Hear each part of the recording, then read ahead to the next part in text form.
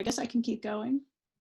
All right, well, this is a good time for you guys to ask some questions. Okay, anyway, we'll talk about these 5. So let's start with the first one, which is the one that you're used to, because we've already talked about how to have fewer words, right?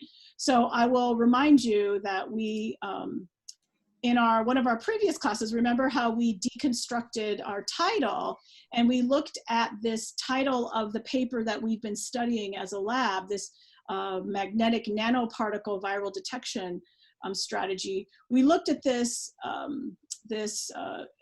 title of the paper, and we were able actually to make it shorter. Do you remember? And based on then that shortening, you know, some of the thoughts we had was like, for example, viral and viral, the same word twice in a title doesn't make any sense. And it was really questionable whether in biological media was critical for the title. So that's how we kind of shortened it. And based on that shortening, we came up with some titles for our own class proposal. Okay, so it turns out that what we did in that process was shortening it.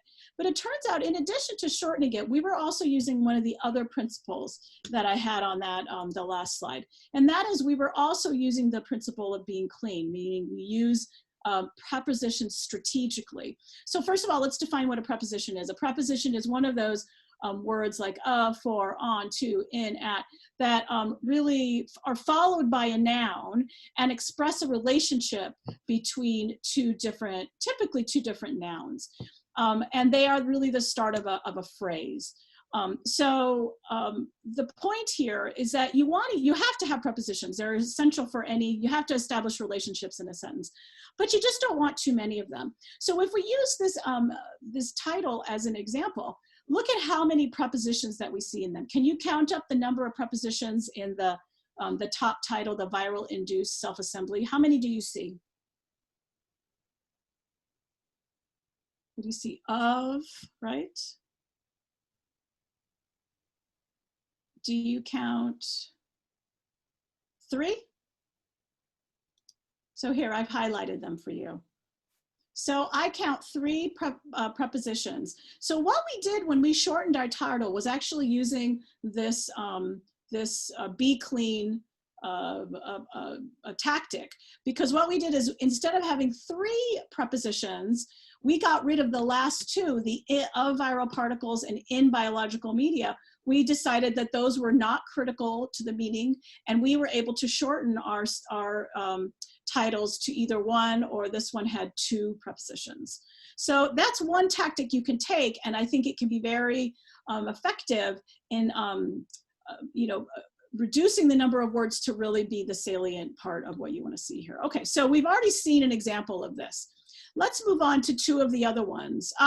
Before we do that, let me just say that prepositions are important. You cannot write sentences without prepositions and the phrases that go along with them. So please do not avoid prepositions. You simply want to be sure that your prepositions and the phrases that go with them add distinct, important information to your sentence. So for example, in this last slide, what we decided is in biological media was not critical for the meaning of this title. And so really, we made the decision that we could do without that phrase. Okay, so just make sure every phrase is distinct and important.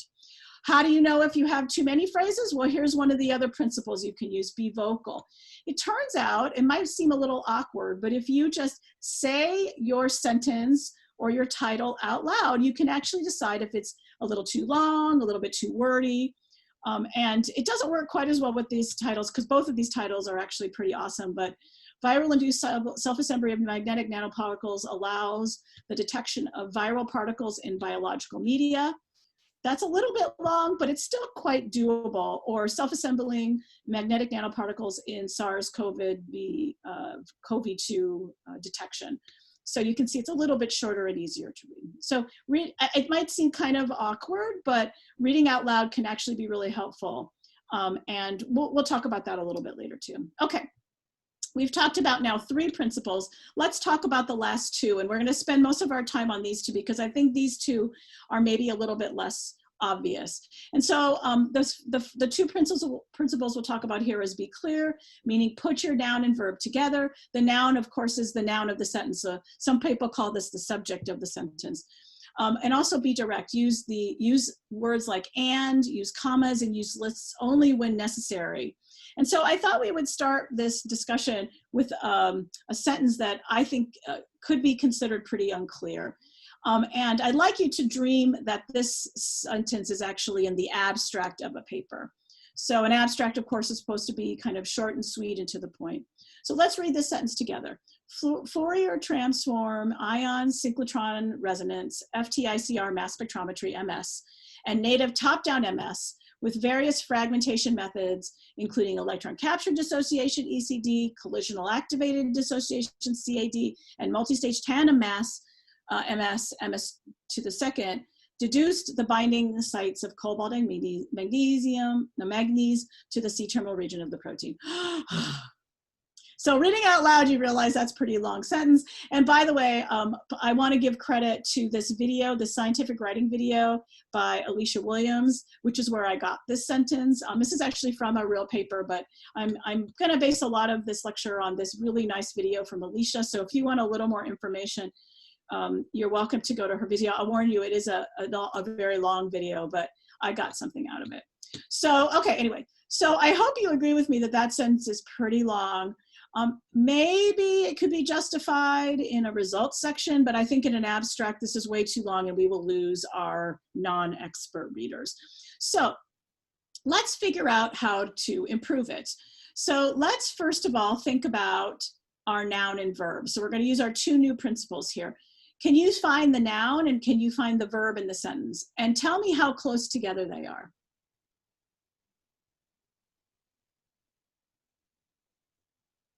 So I'm going to give you just a second to look at that.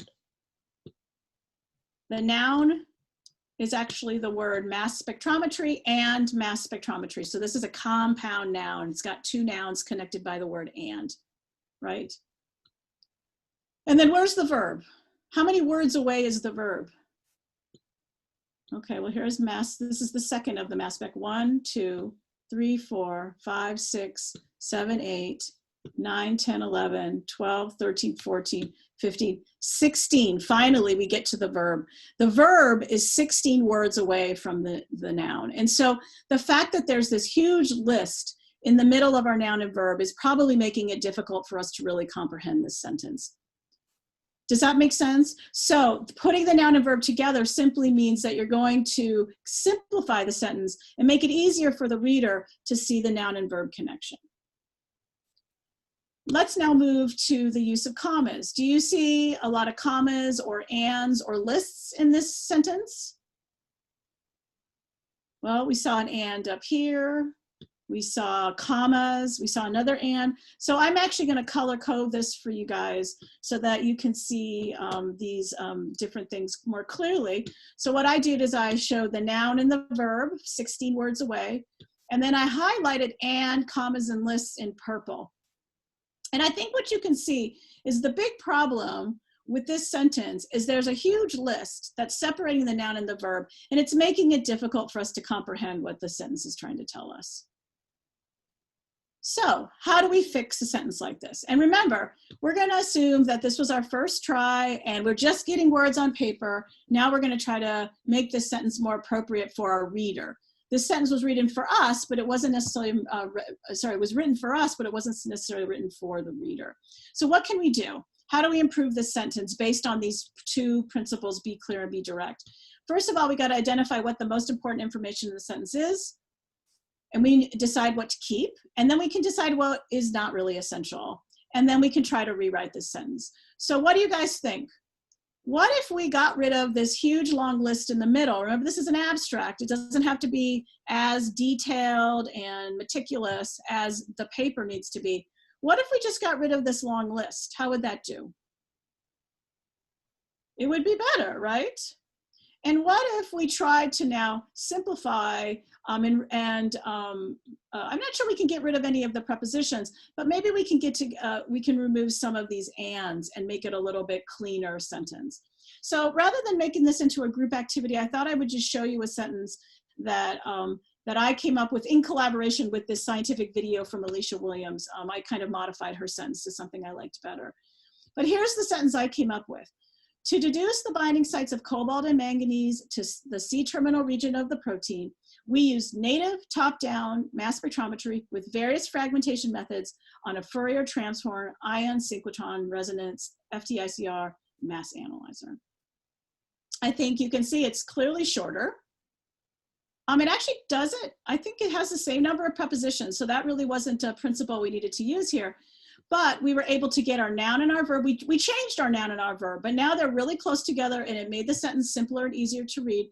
And we got rid of that really long list and got which had ands and commas.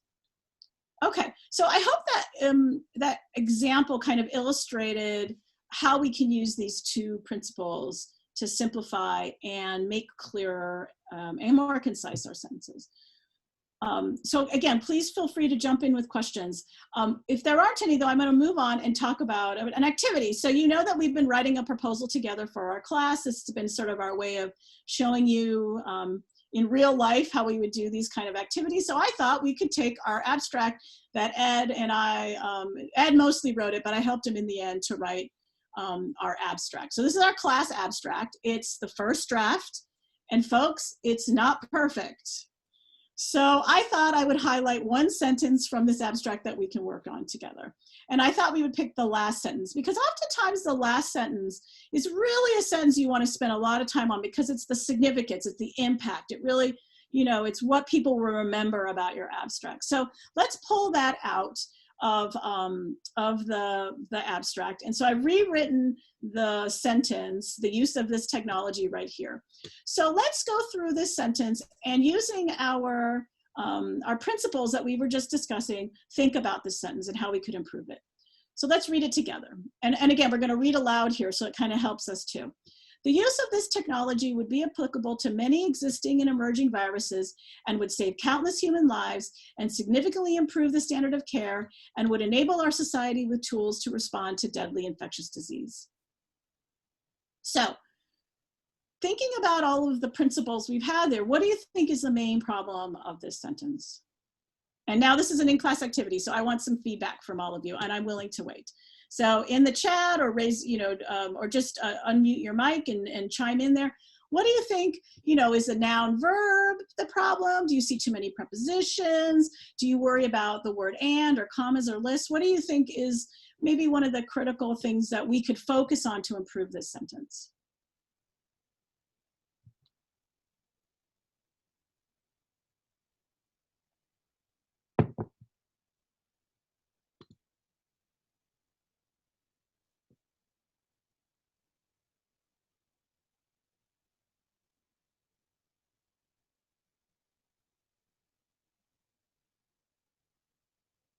I'm getting a second because sometimes, so I got a response. Too many ands. I totally agree. Great job. How many ands do you count? How many ands? How many ands is too many?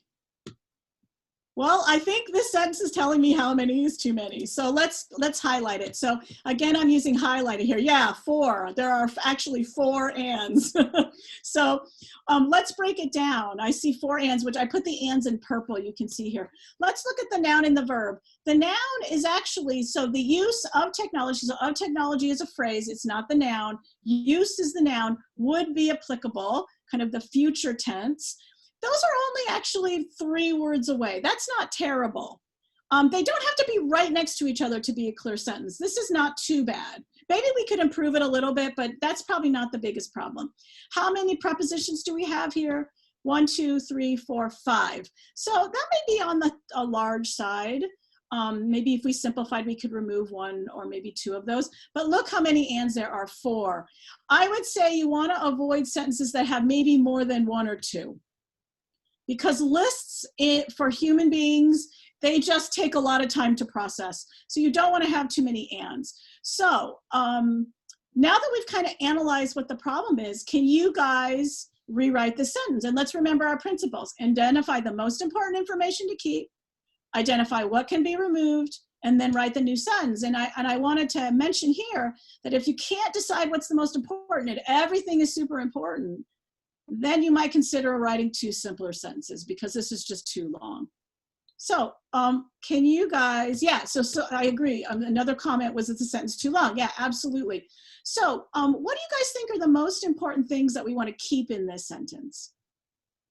You know, I can see we want to keep technology, maybe. Let's identify the pieces. Technology, existing and emerging viruses, human lives, improved standard of care, new tools, and deadly infections. So I'm seeing maybe like 5 different concepts.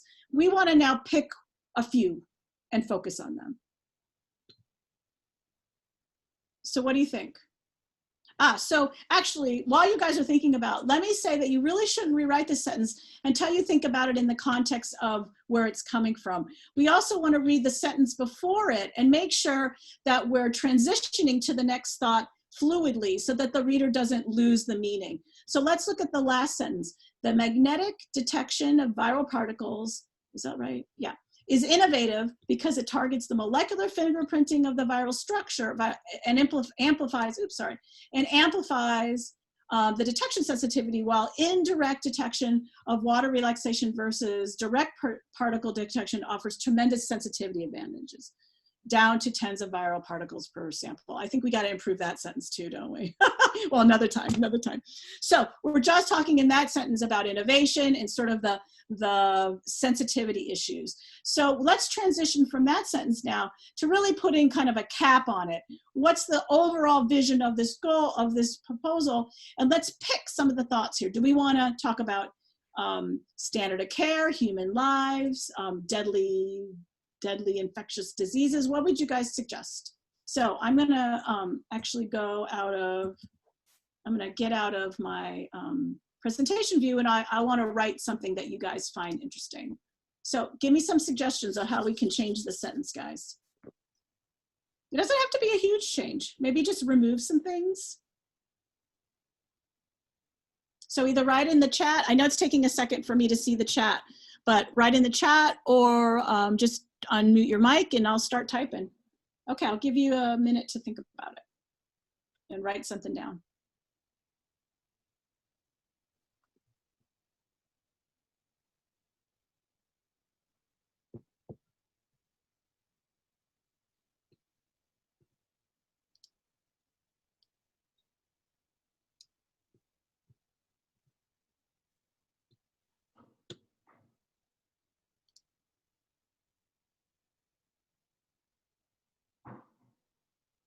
Any questions while we wait for a sentence?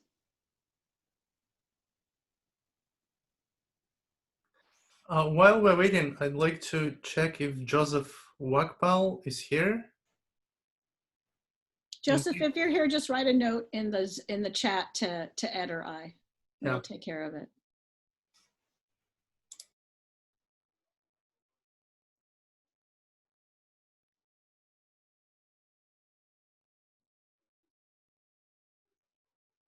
Joseph said, I'm here to everyone. Thank you.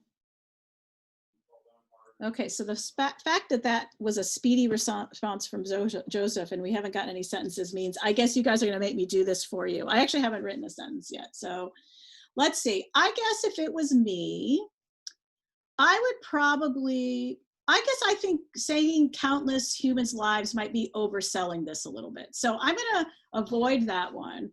But I think improving standard of care and responding to deadly infectious disease, I think I would keep those. And then maybe what I would do just to simplify is instead of saying existing and emerging viruses, I would just simplify that.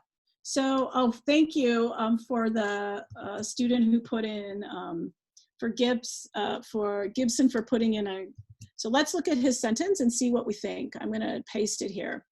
So here's our new suggestion. This technology would be applied to control emerging viruses, improve the standard of care, and maybe implement. So we want to make sure whenever you have one of these kind of compound phrases, it would be to control, to improve, and to respond. How about that? To respond quickly. You want to make sure there's a connection between all of those phrases. To respond to infectious disease. Much shorter. So, but one of the things I would like to improve this one is, I guess what I would love to see is also that vision of standard of care that I think would really make this sentence more powerful. So maybe try to incorporate into that one kind of the standard of care issue. Okay, let me see if I can fit one more in here. Here's another suggestion. Thanks for trying, you guys. This is, okay, let's see. Okay, so here's another one. This technology, I don't know why it highlighted it. There we go. This technology would be applicable to many viruses, improve the standard of care, and enable society with new tools to I guess, to treat deadly infection. I'll throw that in there once I, good. All right, thanks you guys. So the only thing I would say is that maybe in the next version that we rewrite, we would want to include something like, yeah, but so maybe the next revision we would make here is to get rid of the commas and the ands too. So this is still a list, right? So we would maybe want to simplify and just pick. We don't have to have all of those things in our sentences. We can just pick. So maybe the next version, because remember, we're going to rewrite and rewrite and rewrite. We might try to even simplify further by picking either applicable to viruses and improve standard of care, or enable society. So that's what I'm saying. So we don't have to have it the first time. We just have to be happy with it the last time, right? Okay. So I hope that was helpful. I mean, there's just a few principles that we want to talk about. Okay. Oh my gosh, I'm going way too long. Let me finish up by saying that